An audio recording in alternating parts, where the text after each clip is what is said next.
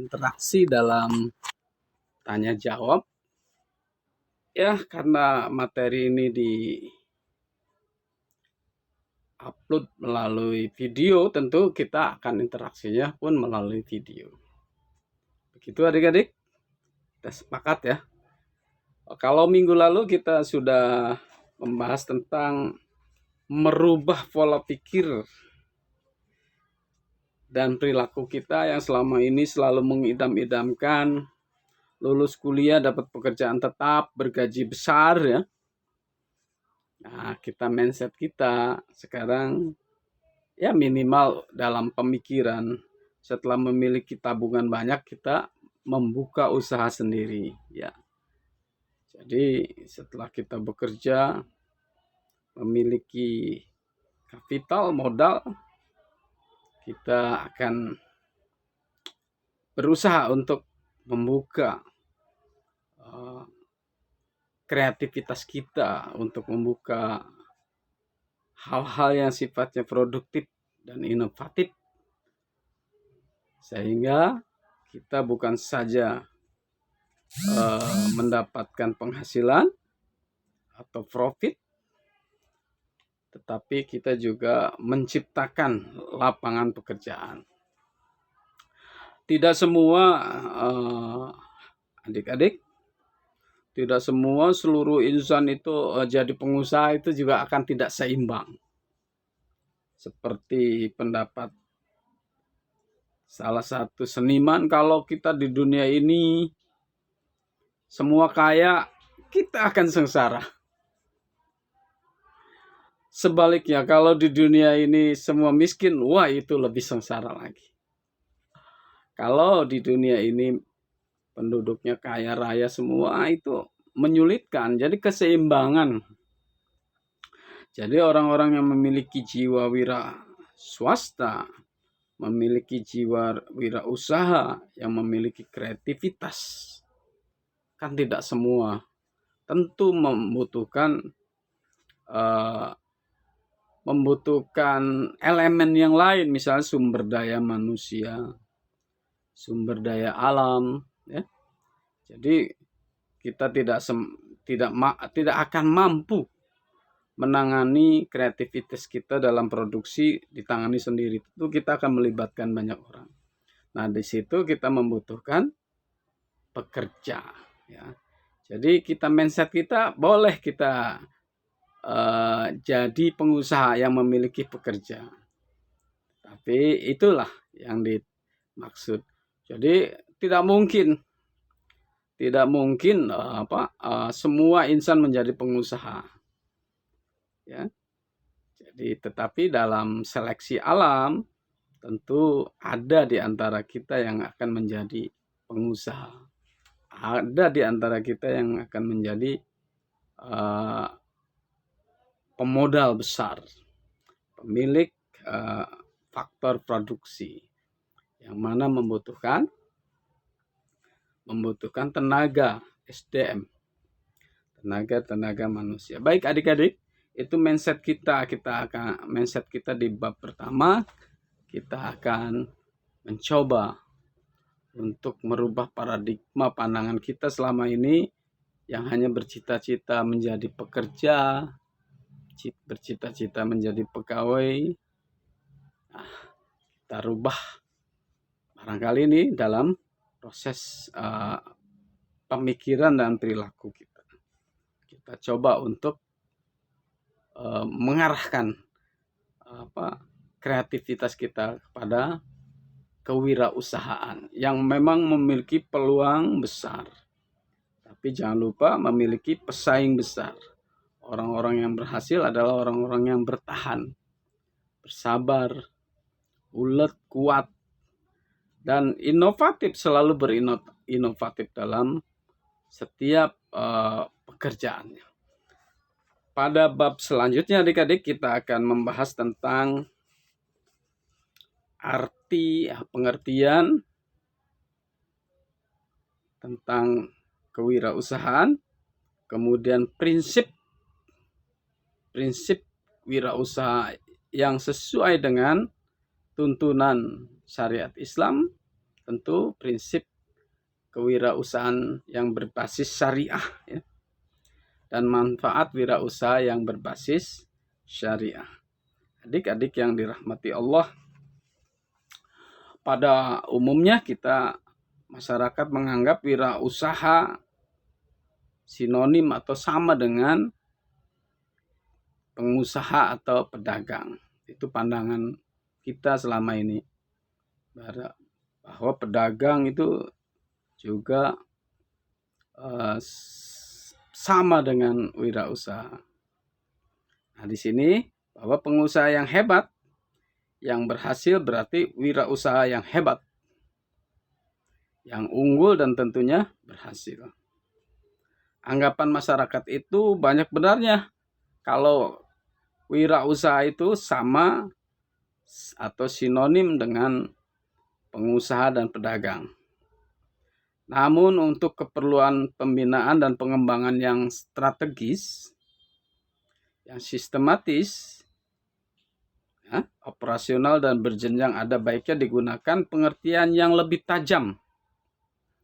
Bahwa di sini persamaan dan perbedaan antara pengusaha, pedagang, wirausaha, pekerja bebas perlu diketahui agar sasaran perlakuan pembinaan dan pengembangannya menjadi jelas.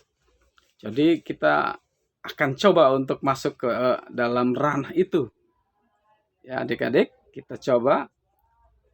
Di sini pengusaha atau pedagang, pekerja bebas atau wirausaha, kesemuanya adalah orang-orang yang terlibat langsung dalam kegiatan usaha atau bisnis. Pekerja bebas adalah orang yang melakukan suatu usaha yang mandiri atau tanpa majikan, tetapi tidak berorientasi untuk memperoleh keuntungan. Nah, bagaimana kalau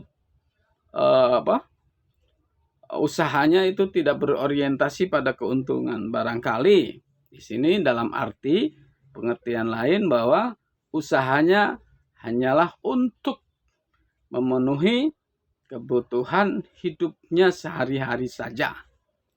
Jadi belum berorientasi pada profit atau keuntungan. Di sini misalnya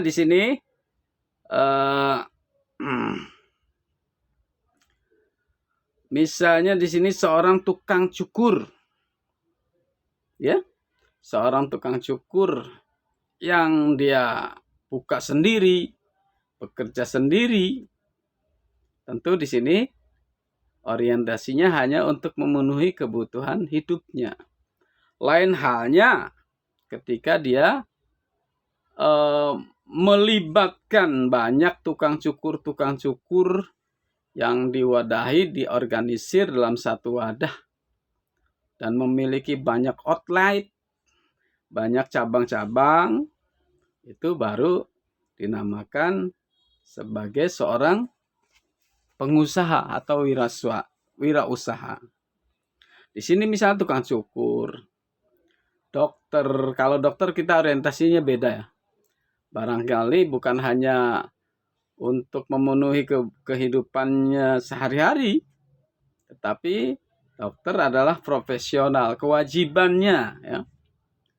Di samping itu beda lagi kalau dokter yang memiliki misalnya rumah sakit atau klinik kesehatan. Itu yang diorganisir, artinya terorganisasi, maka di situ dokter itu bisa disebut pengusaha.